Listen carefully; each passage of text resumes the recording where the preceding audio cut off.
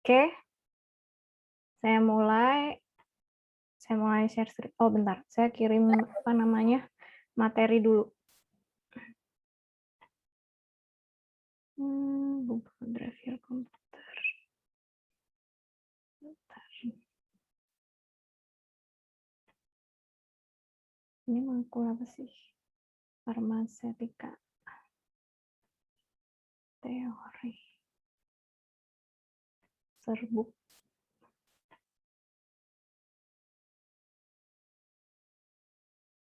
Harusnya ada 270 anak ya. Tolong temennya suruh join, kemudian SS diri masing-masing.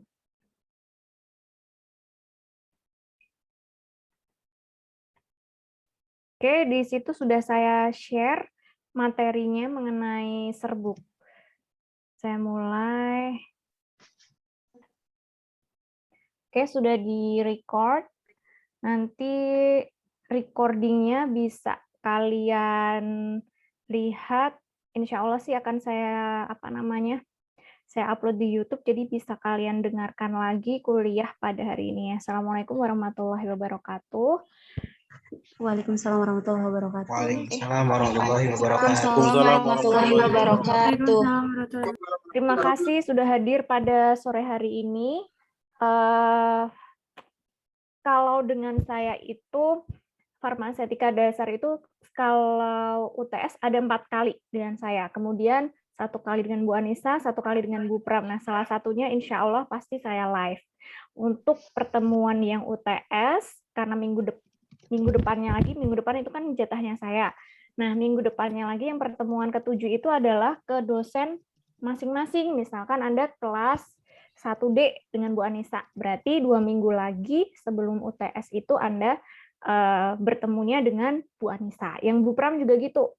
Bertemunya 2 minggu lagi dengan Bu Pramulani. Itu nanti kalian bahas mengenai kapsul dan review materi.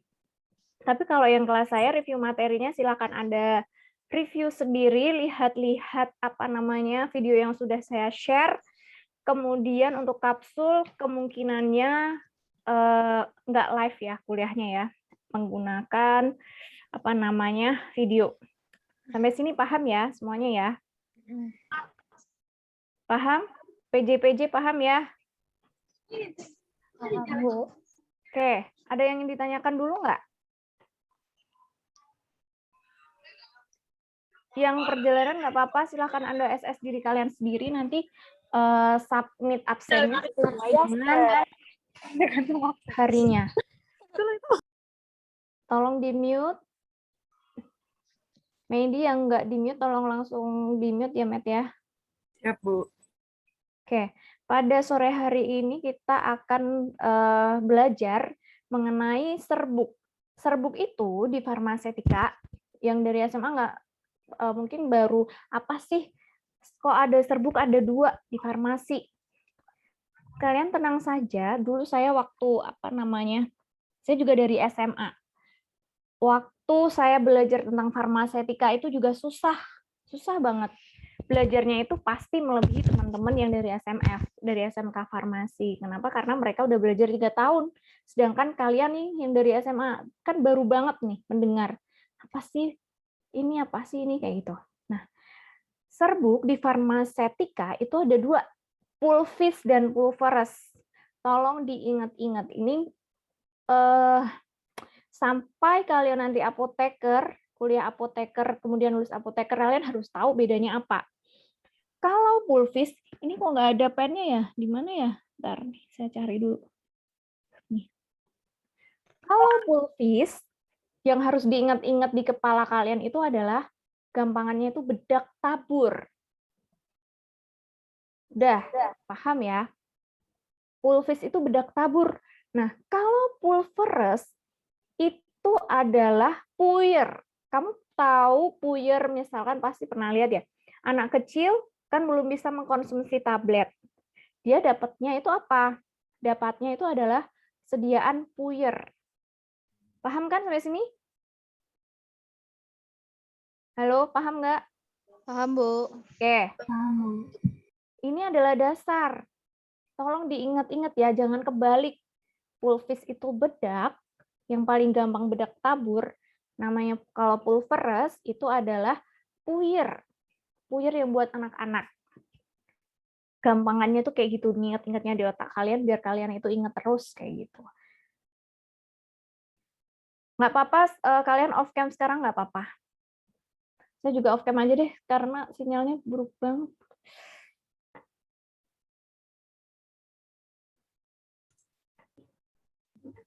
Kok nggak bisa pindah ya? Nah, nih. Definisinya, serbuk itu partikel-partikel halus yang merupakan hasil suatu proses pengecilan. Proses pengecilan apa? Proses pengecilan ukuran partikel dari suatu bahan kering. Nah, campuran yang homogen dari beberapa bahan obat yang diserbukkan dalam keadaan relatif kering dan halus. Kalau secara kimia fisika, pengertiannya itu partikel bahan padat yang mempunyai ukuran 10.000 nanometer hingga 0,1 mikrometer. Kemudian, keuntungannya apa sih? Kalian bayangkan kalau sediaan serbuk dibanding dengan tablet. Kalian tablet udah bisa membayangkan kan? Tablet itu yang apa namanya? Apa sih semua sudah pernah lihat? Kalau serbuk, ya serbuk seperti yang kamu lihat kayak bedak, kemudian kayak puyernya anak-anak itu. Pasti disolusinya itu lebih cepat. Jelas. Kemudian mudah ditelan. Jelas, daripada tablet, sediaan serbuk itu lebih mudah ditelan. Dan otomatis dia lebih stabil. Kemudian obat yang volumenya terlalu besar untuk dibuat tablet atau kapsul dapat dibuat dalam bentuk serbuk. Kemudian dokternya itu sendiri lebih leluasa dalam memilih dosis yang sesuai dengan keadaan penderita. Ini kerugiannya. Kerugiannya kurang baik untuk bahan obat yang mudah rusak, mudah mudah terurai dengan adanya kelembaban. Misalkan vitamin C diserbuk. Nah, padahal vitamin C-nya itu nggak tahan nih, kalau kena udara sedikit, dia langsung berubah jadi coklat. Jadi misalkan kamu punya serum vitamin C kalian berubah nih dari putih jadi coklat. Nah, itu namanya dia teroksidasi. Paham ya sampai sini ya? Kemudian tidak tertutupinya rasa dan bau yang tidak enak. Contohnya misal dapat apa yang pahit banget tuh ya? Metilprednison diserbuk. Itu pahitnya minta ampun. Jadi susah tertutupi meskipun dia sudah ditambah dengan sakarum laktus, tambah pengisi itu. Ngerti ya? Kemudian peracikannya dia relatif lama. Kemudian karakteristik serbuk yang baik harus homogen. Homogen itu apa? Tercampur rata seluruhnya. Misal dalam suatu wadah nih, ya kan? Dalam suatu wadah itu diisi apa ya, gampangnya pasir deh. Pasir yang warna pink sama warna putih. Nah, pasir warna pink sama warna putihnya itu dia harus homogen, harus merata seluruhnya. Kemudian otomatis kalau serbuk itu dia harus kering. Paham ya sampai sini ya? Kemudian memiliki derajat kehalusan tertentu. Homogenitas dipengaruhi oleh beberapa faktor. Salah satunya adalah ukuran partikel. Ukuran partikelnya itu harus seragam. Kemudian densitas atau berat jenisnya. Kalau kering, tidak boleh menggumpal atau mengandung air.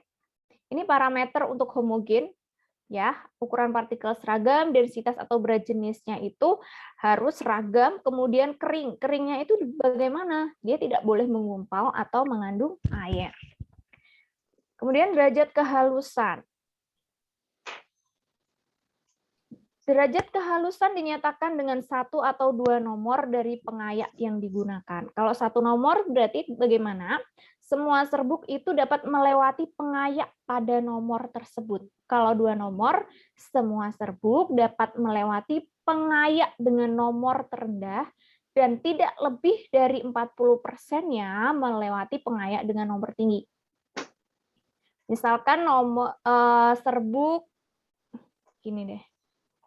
Misalkan ini, serbuk halus nomor 85. Artinya bagaimana? Semua serbuknya ini, yang diayak ini, harus dapat melewati pengayak nomor 85. Tapi kalau yang 44/85, semua serbuk itu harus dapat melewati nomor 44. Dan tidak lebih dari 40%-nya melewati pengayak dengan nomor tertinggi. Paham ya sampai sini ya? Kemudian, sediaan lebih homogen, disolusinya makin cepat, dan permukaan serbuk jadi luas dan punya daya absorpsi yang besar. Absorpsi itu apa? Absorpsi itu penyerapan. Kalau adsorpsi, absorpsi itu adalah pengikat. Mata kuliah farmasi ini susah ya. Nanti kamu kalau naik tingkat lagi, semester 2 itu ketemu kimia fisika, semester 3 ketemu farmasi fisika. Nah, saya minta tolong karena Anda sudah kuliah di sini benar-benar biayanya mahal banget. Ya nggak sih? Tolong sungguh-sungguh kuliahnya ya Mbak, Mas. Anda harus lulus tepat waktu semua. Kemudian IPK-nya harus di atas 3 kayak gitu. Ya, berusaha mudah-mudahan insya Allah tuh nggak ada yang sia-sia. Kalau yang dari kelas saya pasti saya udah pernah cerita kalau teman-teman saya meskipun dari swasta tapi semuanya tuh nggak ada yang nganggur, semuanya bekerja. Jadi tenang aja, insya Allah kalau misalkan kita membuktikan kualitas kita itu yang paling penting. Kalau kamu berkualitas, kamu dimanapun itu pasti diterima. Ya, insya Allah yang penting adalah kamu berusaha kayak gitu. Semangat ya semuanya ya. Kemudian ada nomor pengayak menunjukkan jumlah lubang tiap 2,54 cm dihitung searah dengan panjang kawat. Ini nanti minta tolong bolehlah dihafalkan, serbuk halus itu 85, sangat halus 120, kalau agak halus sekian kayak gitu. Kemudian macam-macam jenis serbuk. Ada pulveras, seperti tadi saya bilang, serbuk terbagi. Kamu bayanginnya adalah puyernya anak-anak, puyernya adik-adik kalian. Kalau pulvis itu adalah bedak. Ngerti ya? Pulvis itu bedak tabur. Bedak tabur itu contohnya Kaladin, apalagi ya? Johnson & Johnson, ya enggak? Nah, kayak gitu. Itu pulvis namanya. Kemudian proses pencampuran bahan obat bagaimana? Lumpang dilapisi dengan sedikit bahan penambah terlebih dahulu. Nanti semester 2 Anda ada praktikum farmasetika dasar. Kalau praktikum usahakan wajib Anda mengikuti. Why? Nanti Anda kalau misalkan pengen jadi apoteker itu ada namanya uji kompetensi apoteker Indonesia, UKAI. Pasti sudah dengar dari dosen lain, dan UKAI-nya itu adalah yang dinilai salah satunya adalah keterampilan, OSCE. Jadi keterampilan kalian waktu di laboratorium, keterampilan kalian menangani pasien, dan sebagainya. Ingat-ingat kata-kata saya, kalau ada praktek, usahakan wajib ikut. Karena situasinya pandemi, kalau misalkan nggak pandemi, wajib ikut, ya nggak? Tapi saran saya banget harus ikut kayak gitu. Maka teman-teman kalian, kakak kelas kalian yang semester 3 ini kemarin kata Bu ini yang daftar praktek, yang daftar workshop farmasetika dasar itu dikit. Aduh, saya udah puyeng banget. Kenapa? Karena mereka nanti semester 5 pasti ketemu dengan saya di praktikum teknologi sediaan farmasi. Kalau mereka nggak tahu pulveris, mereka nggak tahu sirup, mereka nggak tahu suspensi, mau menformulasi obat ke tingkat lebih lanjut, itu fatal. Orang dasarnya aja mereka nggak bisa, kayak gitu. Paham ya? Jadi apapun praktikumnya kalian harus ikut. Kemudian, bukan buat saya kok, itu buat diri kalian sendiri, kayak gitu. Saya nggak tahu tuh, kemarin saya udah bilang sama Desi, Kak Desi itu, tolong yang semester 3 yang kenal, anak semester 3 satu angkatan, tolong suruh ikut praktek farmasetika dasar. Itu tanya Kak Amel. Amel pas itu, kamu itu ya Mel? TSF tapi yang belum dapat praktek farmaset ya Mel? Kenapa Bu? Maaf. kamu ikut TSF, Semsol, tapi yang belum dapat praktek Farset bukan? Ya kan, Mel? Oh enggak, Bu. Aku dapat semua, Bu. Oh, dapat semua. Yang Amel kelas, apa anak saya yang mana? Anak semester Kalau 5. aku cuman ngulang ini aja, Bu. Bukan, kamu kan nggak dapat praktikum farmasetika dasar kan, Mel? Oh, langsung offline, Bu. Langsung online, Bu. Nah, Nggak dapat offline. Nggak dapat offline-nya kan? Kayak gitu loh, kan susah untuk membayangkan ke Semsol ya, Mel ya? Jadi Iya, banyak Bu. prahara kan kemarin itu, ya nggak, angkatan kalian itu? Kayak gitu ya, Mbak, Mas, minta tolong. Pokoknya kalau ada praktikum, wajib ikut, itu diinget-inget banget. Kemudian dimulai dengan menambahkan obat yang jumlahnya sedikit dulu. Waktu menambahkan, ini susah banget untuk membayangkan kalau kalian belum praktek ya. Jadi ini nanti silahkan dibaca sambil dibayangkan. Intinya lumpang dilapisi dengan sedikit bahan penambah, kemudian dimulai dengan obat yang jumlahnya sedikit terlebih dahulu, baru bahan obat zat berwarna dicampur di antara dua lapisan zat netral, kemudian bahan obat yang kasar dihaluskan terlebih dahulu. Dilumpang ini menghaluskannya. Kemudian bahan obat yang berbobot ringan dan mudah menguap baru dimasukkan terakhir. Nah, pembuatan serbuk bersifat khusus. Jika bahan obat padat, bahan obat berkhasiat keras yang bahan obatnya itu beratnya kurang dari 50 mg, berarti dia harus diencerkan, perlu pengenceran. Kalau bahan obat tidak berkhasiat keras, contohnya belerang, tidak diayak dengan bahan sutra atau logam, nanti bisa berinteraksi. Kalau belerang diayaknya itu menggunakan sutra atau logam. Kemudian iodoform, diayak dengan ayakan khusus dan terpisah. Iodoform ini jelas baunya itu nggak enak dan lengket. Kemudian kalau bahan obatnya higroskopis bagaimana? Higroskopis itu menyerap air. Nah, pasti bahan obatnya bisa lengket atau bisa menjadi pasta bila kontak dengan udara terbuka. Cara mengatasinya seperti apa? Cara mengatasinya, ini kalau kayak gini ya, Anda minta tolong dihafalkan karena soal UTS-nya tuh ya kayak gini. Misal bahan obatnya higroskopis, apa yang harus Anda lakukan kayak gitu. Cara mengatasinya yang paling benar bagaimana? Yang pertama, digerus dalam mortir kering. Kemudian tambahkan absorben inert. Contohnya apa? Ada magnesium oxide dan magnesium karbonat. Habis itu dibungkus yang baik dan rapat. Nah, kayak gitu. Kemudian kalau bahan eflorescens mengandung air kristal dalam jumlah besar. Bila diserbuk atau digerus akan melepaskan air kristalnya. Sehingga bagaimana? Ya kalau melepaskan air otomatis jadi lembab serbuknya. Maka cara mengatasinya dengan diganti bentuk anhidros yang nggak berair. Dipanaskan suhu tertentu sampai beratnya konstan. Contohnya adalah asam sitrat dan asam tartrat jika diserbuk. Paham ya? Kemudian kalau bentuknya hablur atau kristal, contohnya apa? Camphor. Camphor berarti dia ditetesi etanol 95%. Karena apa? Dia mudah mengkristal. Oh ya, untuk tentang dosis, minggu lalu sudah sama Bu Anissa. Bu Anissa nggak mengumpulkan kayak gini, jadi dia masuk per kelas ya, luar biasa. Saya udah bilang, pakai Zoom saya aja nggak apa-apa, Mbak. Saya udah bilang kayak gitu. Tapi beliau pengennya on time, ya sudah. Tapi habis itu dia, ngos-ngosan, sakit, dan sebagainya. Itu perjuangannya luar biasa emang kalau nerangin dosis. Dosis ini merupakan dasar. Jadi di semua soal UKAI itu ada perhitungan dosis.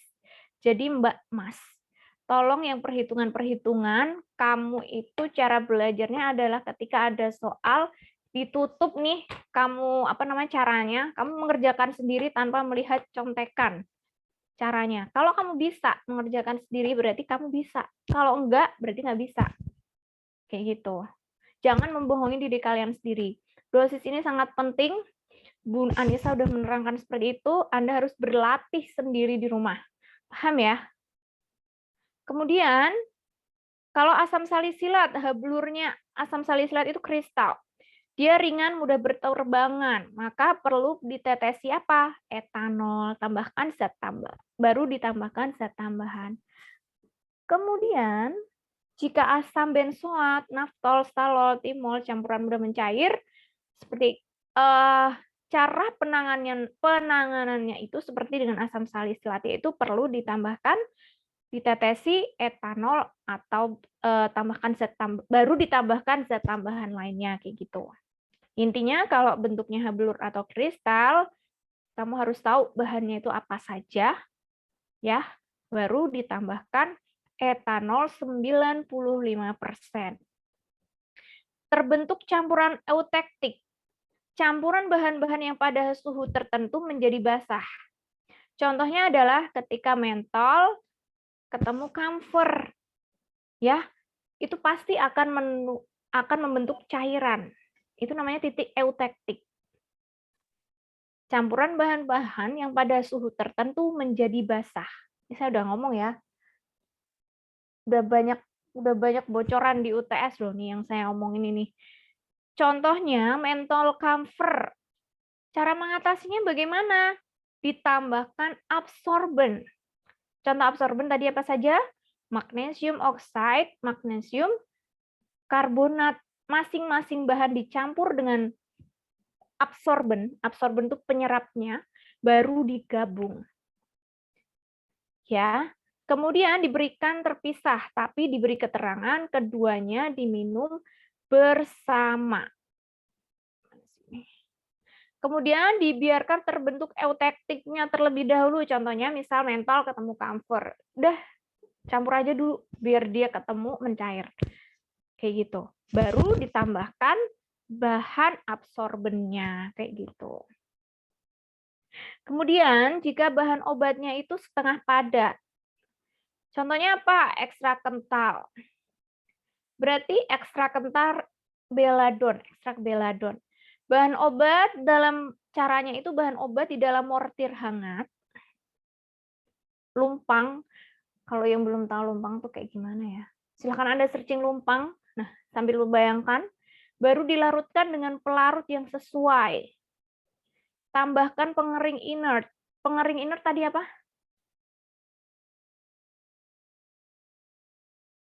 Di sini ada tulisannya. Contohnya pengering inert. Amilum dan SL. Ya. Jadi bahan obat campur mortir hangat dilarutkan dengan pelarut yang sesuai baru ditambahkan pengering inert. Contohnya apa? Salah satunya amilum, SL. Kemudian yang adepslane dan vaselin. Jumlah kecil ditambah pelarut organik baru tambahkan bahan pengering. Jika jumlahnya besar dilebur dalam water bath. Water bath ini untuk melebur dan ditambahkan pengering. Kalau kamu pengen lihat WB ini water bath, kalau kamu pengen lihat water bath kayak gimana, silakan Anda searching ya. Kemudian bahan obat cair, contohnya adalah tinktur. Tinktura itu ada dua jenis, bahan berkhasiat tahan pemanasan. Contohnya jika jumlah kecil maka mortir panas tambah pengering cukup. Jika jumlahnya besar harus diuapkan dulu nih si tinktur di water bath sampai kental, baru ditambah dengan pengering. Kemudian bahan yang tidak tahan pemanasan. Contohnya bahan berkhasiat dapat diganti komponen-komponennya. Maka ambil komponennya saja tanpa bahan cairnya. Contohnya adalah iodium. Kemudian sol camphora spirituosa. Ini ambil komponennya saja tanpa bahan cairnya. Ambil camphornya aja. Bila nggak dapat diganti, jumlah kecil itu dapat langsung ditambahkan. Jika jumlah besar, uapkan pada suhu yang rendah. Ya, jika tidak dapat diganti nih harus pakai tinktur itu misal. Jika jumlahnya besar, maka uapkan pada suhu rendah sampai kental dan kering. Contohnya tinktur valeriana. Kemudian ekstrak cair sama dengan tinktur. Bila tahu bobot sisa keringnya, diganti komponen keringnya. Kemudian bahan cair non-alkoholis, contohnya ada liquor arenikalis. Jika jumlahnya kecil, langsung tambahin aja. Jika jumlah besar, intinya adalah kalau cairan-cairan itu ya, gampangannya, kalau cairan ekstrak-ekstrak gitu, kamu harus menguapkan dulu di water bath, baru ditambahkan pengeringnya. Kayak gitu. Kemudian minyak atsiri dalam elai sakara. Campuran gula minyak atsiri 2 gram dengan 1 tetes. Misalkan elai sakara fonikili. Kemudian ini baru diteteskan terakhir minyak atsirinya.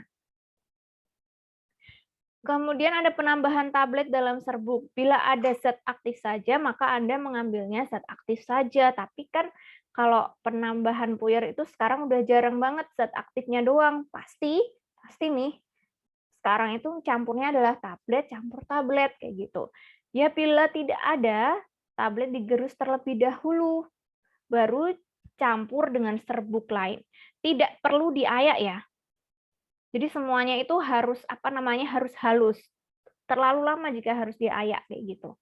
Bila jumlah tablet pecahan, timbang dalam perbandingan misalkan CTM 1/6 tablet, berat tabletnya itu satu tabletnya adalah 200 mg. Kamu mengambil 1 tablet gerus, kemudian tambah SL, ya berat campurannya itu 600 mg, lalu ambil 100 mg campuran dari tablet CTM dan SL tadi. Kan kita ngambilnya cukup 1/6-nya, kayak gitu.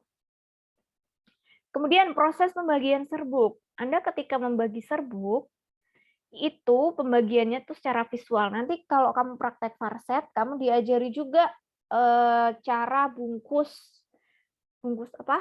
obat, bungkus puyernya.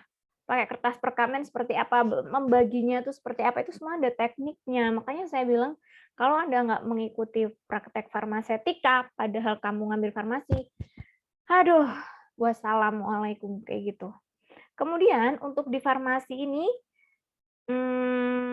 di farmasetika ini ya, kalau saya bilang banyak banget kakak kelas kalian yang ngulang, karena kami berpandangan kalau farmasetika kamu nggak bisa, itu fatal kayak gitu. Kerja dimanapun pasti butuh farmasetika kayak gitu. Ya, banyak kakak kelas kalian yang dapat C, pasti saya suruh ngulangi. Minimal farmasetika dasar itu adalah B. Paham ya? Jadi kamu belajarnya harus sungguh-sungguh ya. Jumlahnya jika lebih dari 10 bungkus dibagi melalui penimbangan beberapa bagian sehingga bisa dibuat maksimal untuk 10 bungkus. Kemudian jika jumlahnya ganjil ditentukan berat ratanya lalu ditimbang. Bentar. Terus pemakaian dengan dosis maksimal lebih dari 80%, maka harus ditimbang 1/1. Hasil akhir ditimbang sebagai berat rata-rata dan timbang 1/1. Kemudian pembungkus serbuk menggunakan kertas perkamen, bisa kertas lilin. Tapi yang sering kita gunakan menggunakan kertas perkamen. Ini itu tergantung dari bahan yang kalian pakai. Tapi namanya serbuk itu kan harus kering, ya. Jadi memakainya kertas perkamen kebanyakan. Kemudian wadahnya itu persyaratannya harus terlindung dari pengaruh cahaya, udara, mencegah penguapan serbuk, mudah diambil dari wadahnya. Kemudian wadahnya ada dos serbuk, pot, botol mulut lebar, dan sebagainya. Yang kalau Anda lihat kalau di rumah sakit, di klinik-klinik, semuanya itu kan sudah pakai kertas perkamen tersendiri, ya. Kemudian baru mereka masukkan ke klip masing-masing. Nah, ini boleh Anda kerjakan. Saya kurang tahu ya, apakah kemarin Bu Anissa udah ngasih tugas dosis belum ya? Belum, Bu, untuk kelas 1C. Oke, jadi ini tugas nanti yang wajib Anda kerjakan, silahkan dikumpulkan 1 minggu kemudian. 1 minggunya itu mulai dari Anda kapan ada farmasetikanya, kayak gitu. Nanti saya siapkan formnya di Olu. Tolong banget kamu, yang dari SMF, yang bisa tentang perhitungan dosis dan sebagainya, jangan cuman ngasih jawaban doang ya. Maksud saya adalah ketika Anda bisa, teman kamu tuh benar-benar diajari, tapi jangan dilihatkan jawaban kamu. Misalkan cara ngitungnya gimana sih? Untuk anak 5 tahun, ini kan asetosal 0,05, ya kan? Berarti di sini dilihat DTD apa enggak? Oh, DTD berarti si anak Wanda ini sekali minum adalah 0,05 gram. Terus dosis 1 kalinya berapa? Dosis 1 kalinya berarti kan 0,05 gram. Ya kan? Dosis 1 harinya berapa? Di sini dilihat SBDD P1. Artinya apa? Sehari berapa kali? 2 kali sehari. Betul. 2 kali sehari 1 puff. Berarti dosis 1 harinya adalah 2 kali 0,05. Kemudian dihitung DM asetosalnya. Itu kamu ngajarinnya temanmu itu yang dari SMF bisa kalian tuh nge-zoom bareng-bareng. Boleh loh kamu ngerjain nge-zoom bareng-bareng, boleh. Yang penting yang saya minta adalah kalian tuh benar-benar mengerjakan, benar-benar paham, nggak cuman lihat contekan temenmu. Sampai sini ngerti ya? Jadi yang masing-masing kelas pasti adalah yang pinter, yang udah ngerti perhitungannya. Itu kamu jangan pelit-pelit, Mbak, Mas. Ajari temanmu yang nggak bisa. Kalian nge-zoom bareng, gimana nih? Nomor 1 resepnya kayak gimana? Ngitungnya, nomor 2 gimana? Kayak gitu. Terus Anda yang nggak ngerti itu jangan cuma diam, berusahalah kayak gitu. Ya, ini silahkan Anda kerjakan, nanti dikumpulkan 1 minggu lagi. Astagfirullah, ternyata di sini udah ada jawabannya.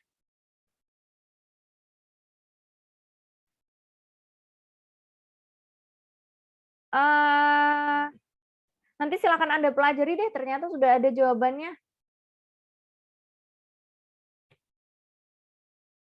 Bu, mungkin dijelasin satu aja, Bu. Jelasin Kasus. satu aja yang asetosal tadi aja ya. Iya, Bu. Nih, kamu lihat nih, tadi kan dosis 1 kali asetosal. Di sini dia langsung pakai DM-nya. Kamu lihat DM-nya di sini asetosal berapa sih? 1 kali pakai DM-nya adalah 1000 mg. Kamu tulis dulu, Mas. 1000 mg. Anak usia berapa? 5 tahun kan? Tulis 5 per N plus 12. N itu apa tadi? Usia. 5 plus 12. Rumus apa ini? N per N plus 12, rumus? Yang. Paham ya? Baru dihitung 5 per 17 kali 1000 mg berapa? 294,12. Yang 1 kali sehari. Luminal, mana sih asetosal 8000 mg.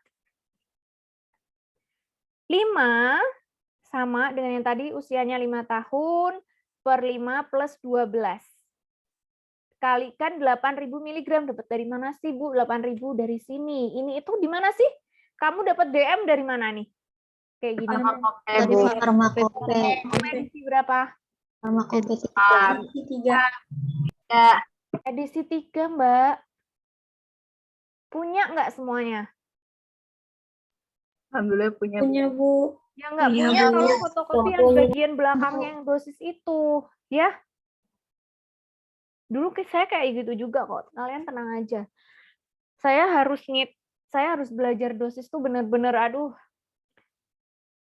mengerikan pokoknya. Hingga saya bisa ya sama lah dengan teman-teman saya yang dari SMF bisa mengikuti lah.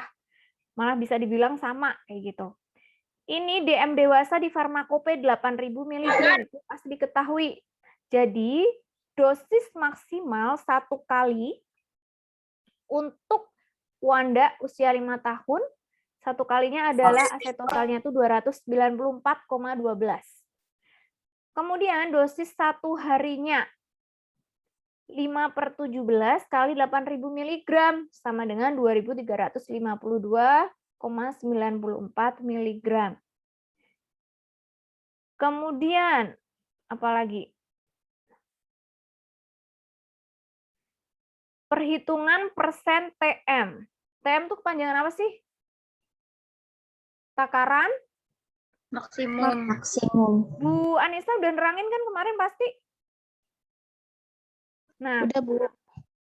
sekarang gini, pada resep 1 ini, ya Mbak, Mas, resep 1 ini asetosal yang digunakan berapa? 0,05.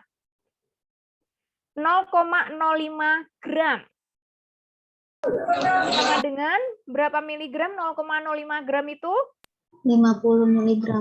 Nah, 50 mg. Kalau saya tanya kayak gini dari gram ke miligram, miligram ke gram, Anda udah harus cek ya. Karena mahasiswa, diingat-ingat kamu sudah mahasiswa. 0,05 gram jadikan miligram, yaitu 50. Ibu izin ganti Davis. Per bungkus dengan aturan pakai 2 kali sehari.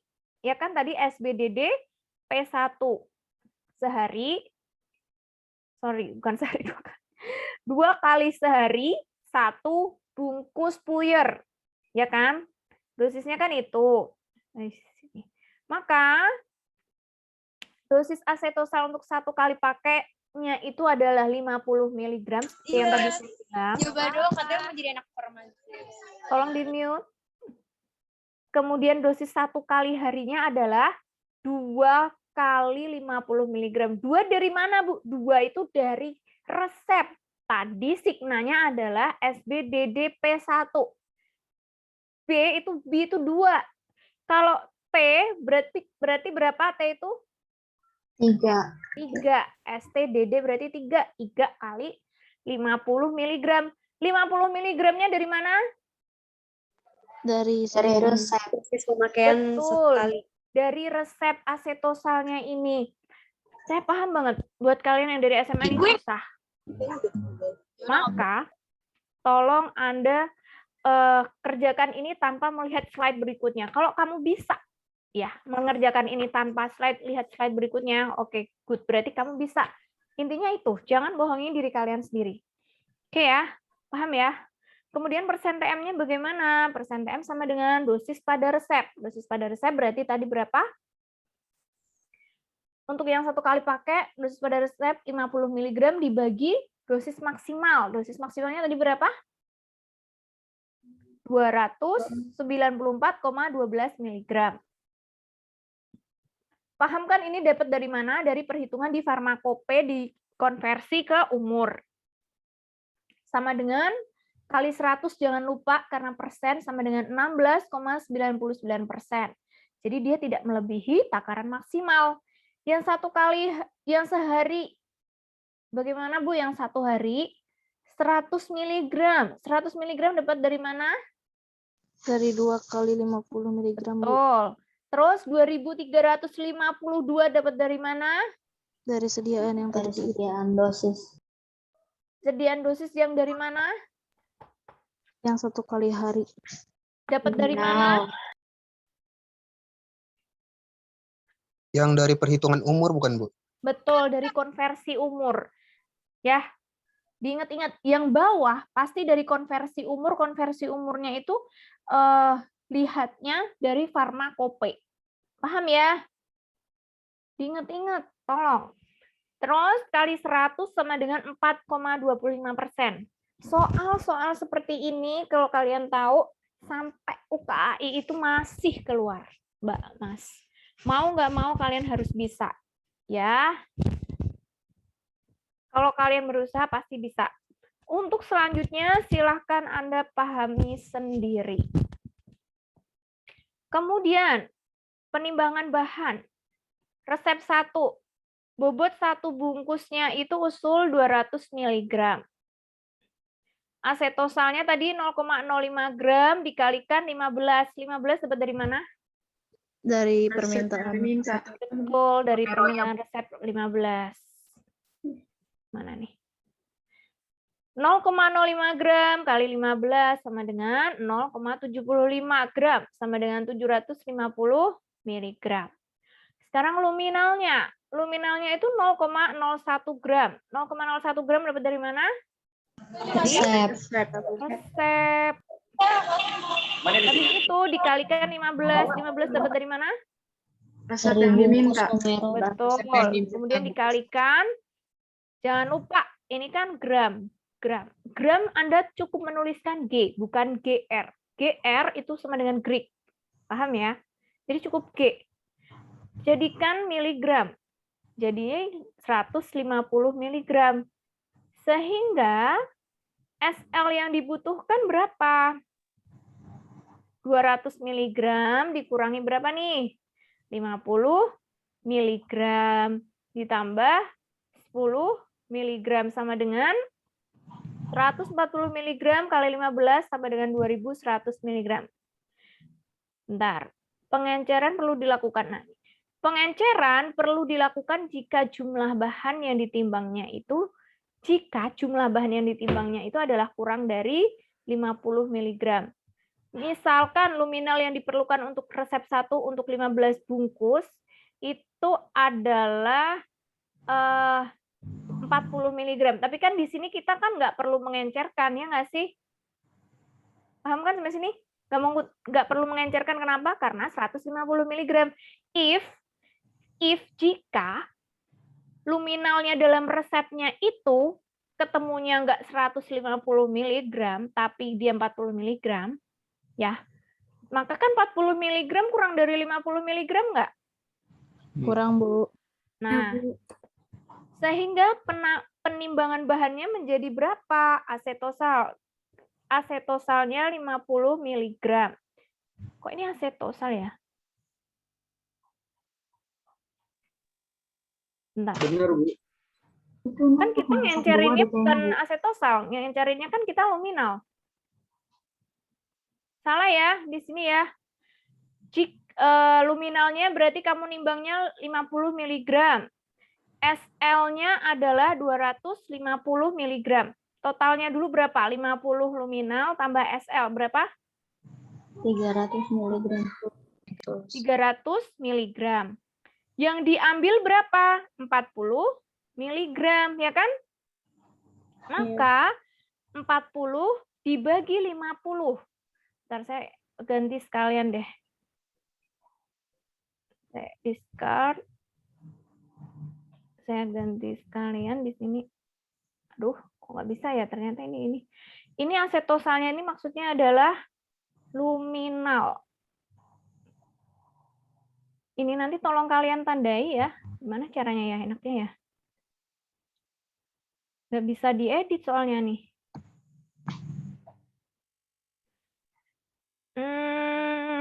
Diapain ya? Insert. Textbook aja, Bu, itu.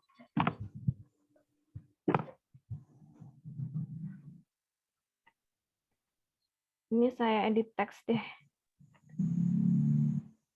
Luminal. Besar nih.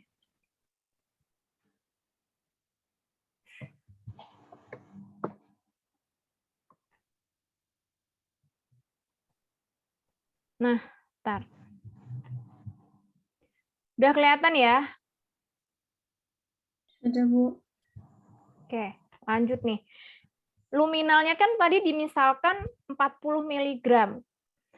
Maka kamu ngambil nimbangnya itu minimal nimbang itu adalah 50 mg, kemudian SL-nya 250 mg, maka dijumlah nih 250 tambah 50 sama dengan 300 mg.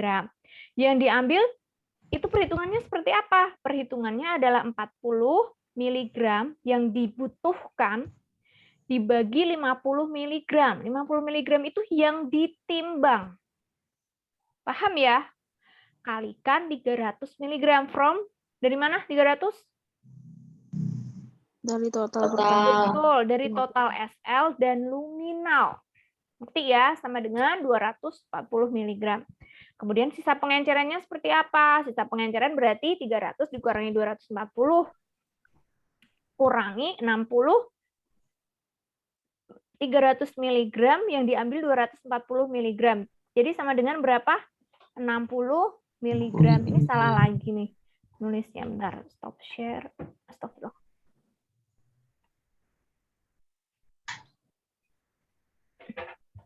Stop share, bukan stop share. Maksudnya pengen ini. Exit dulu, saya betulkan.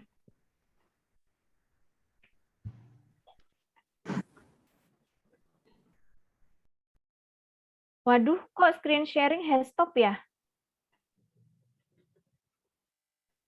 Bentar, saya benerin dulu deh sekalian. Banyak yang salah. Sama dengan kemarin terus gimana tuh? Anak-anak yang kemarin. Oke.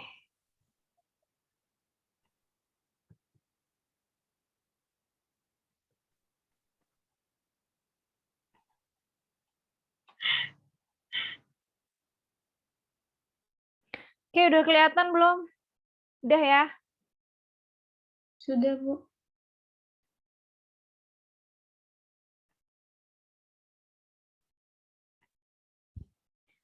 Oke, saya lanjut. 300 mg tadi dapat dari mana? Total.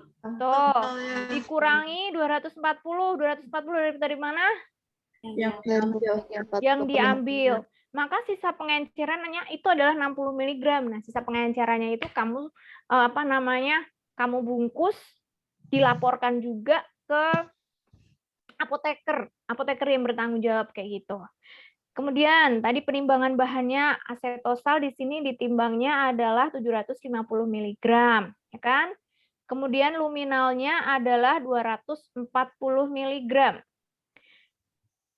Cara yang paling gampang nggak kayak gini? Cara yang paling gampang adalah 200 mg itu kalian kalikan 15. Berapa? 3.000. 3.000. Dikurangi 750 dikurangi 240. Hasilnya berapa? 2010. Ayo dihitung. 2010. Hasilnya adalah 2010 mg. Sampai sini paham? Insya Allah, Bu. Oke, nanti silahkan Anda dengarkan recording yang hari ini. Ya. Kemudian pembuatannya itu adalah siapkan peralatan yang diperlukan itu pasti. Timbang bahan sesuai dengan yang diminta pada resep. Kalau kayak gini-gini mah, saya males ya sebenarnya nerangin ya, karena kalian nggak langsung nggak langsung praktek. Jadi silakan Anda pahami lebih lanjut. Kalau cuman gini aja susah. Kemudian lapisi lumpang dengan SL, masukkan bahan obat dengan jumlah yang paling sedikit terlebih dahulu seperti tadi. Setelah kamu tambahkan pengisi SL ya, baru kamu tambahkan jumlah bahan yang paling sedikit terlebih dahulu, digerus sampai homogen, baru masukkan sebagian SL lagi, gerus lagi, masukkan sisa SL, bagi serbuk jadi 15 bungkus, kemudian ditutup pakai kertas perkamen dan sebagainya. Baru masukkan ke dalam pot, beri etiket. Nah, etiket di sini kalau untuk obat dalam itu menggunakan etiket putih. Kalau untuk obat luar berarti dia etiket biru.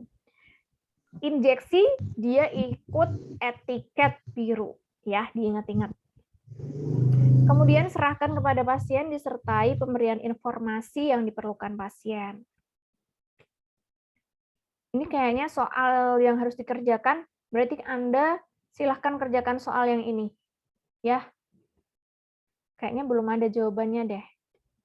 Nah, benar, betul. Berarti ini aja silahkan Anda kerjakan. Dikumpulkan 1 minggu lagi. Kemudian jenis pulvis serbuk tak terbagi. Udah jam berapa sih? 5:30 kurang. Ada pulvis aspersorius, serbuk tabur, serbuk ringan, penggunaan topikal. Jadi pulvis aspersorius itu serbuk tabur, penggunaan topikal kayak bedak itu loh.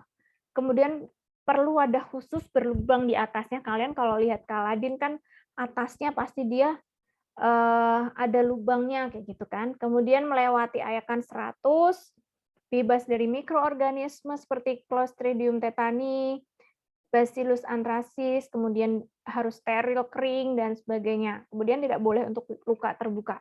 Bedak itu tidak boleh ditaburkan pada luka terbuka. Syaratnya untuk sediaan bedak atau pulvis ini dia homogen, pasti. Bebas dari sifat fisik yang menyebabkan iritasi, mudah mengalir, tersebar merata, dan melekat di kulit. Sesuai tujuannya, misalkan dia harus menyerap air dan sebagainya. Kemudian ada pulvis dentrificius, itu serbuk gigi, mengandung karmin dilarutkan dalam etanol 90%. Ada pulvis sternutatorius, serbuk bersin, partikelnya halus sekali dihisap melalui hidung. Kemudian ada pulvis effervescent. Pulvis effervescent itu sekarang itu masih ada adem sari nggak sih? Nah, Ada, Bu. oh ada. Nah, kayak gitu. Pulvis effervescent itu serbuk biasa yang pemakaiannya dilarutkan dalam air dingin atau hangat dan mengeluarkan gas karbon dioksida. Hingga larutannya itu larutan jernih. Kalian udah bisa membayangkan kan kalau udah pernah melarutkan adem sari kayak gitu. Campuran asam, contohnya asam apa? Jelas, asam sitrat dan asam tartrat. Dan basa, yaitu natrium bikarbonat. Rasa segar untuk pengobatan dan lain-lain. Keuntungannya, menutupi rasa pahit atau tidak enak. Kemudian gas karbon dioksida mempercepat penyerapan. Kenapa? Karena dia merangsang cairan lambung dan karminatif sifatnya. Kemudian serbuknya itu lebih stabil daripada potio. Oke, bentar, saya jangan-jangan di setelah ini ada itu lagi, saya malas. Kerjakan resep di bawah ini hingga dapat diserahkan kepada pasien. Ketika ada mentol, camphor, zinc oxide, kalamin, dan talkum, bagaimana Anda harus mengerjakannya? Ya, kalian udah punya buku apa sih, Anif ya, kalau nggak salah ya. Saya suruh beli kalau nggak salah. Nah, di situ ada caranya gimana. Kalau nggak di internet juga banyak banget cara bagaimana mencampur antara mentol, camphor, dan zinc oxide. Anda harus ingat, mentol sama si camphor ini, dia eutektik, ya kan? Mencair kan? Nah, baru ditambahkan zinc oxide. Ini saya udah kasih bocorannya nih. Baru tambahkan zinc oxide. Udah tuh. Kemudian tambahkan talkum, kalamin, talkum lagi, diayak. Gerus halus terlebih dahulu, semuanya baru diayak. Anda harus cari ngayaknya itu pakai nomor berapa, gitu. Sama nih mentol camphor juga. Mentol camphor ini loh. Apa sih sebentar? Bedak salisil, kamu pernah tahu kan bedak salisil tapi dia yang ada mentolnya. Nah, kayak gitu. Kalau mentol, camphor, zinc oxide dicampur sama talkum. Kaladin itu baunya kayak ada mentol-mentolnya gitu juga nggak sih? Saya kok agak lupa ya. Udah lama nggak pernah pakai kaladin. Kalau dia baunya agak mentol-mentol dingin, bisa membayangkan kan kalian? Bisa ya? Bisa, Bu. Oke. Kayak gitu. Bedaknya ini semua dicampur. Itu jadinya kayak kaladin yang kamu tahu, kayak bedak salisil yang kamu tahu yang ada mentolnya kayak gitu. Kalau yang nggak ada mentolnya ya baunya nggak seger kayak yang ada mentolnya seperti itu. Saya akhiri ya. Saya share dulu. Bentar. Tadi ini apa sih? Everyone. Saya share lagi slide-nya yang terbaru yang udah diperbaiki. Continue.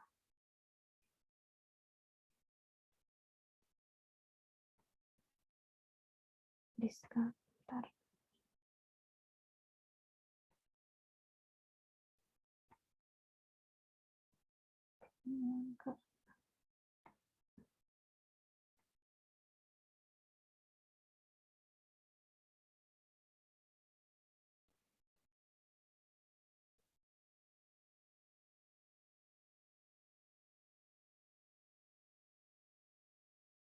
Lama ya. Oke, silahkan Anda download yang ada di chat sebelum saya akhiri.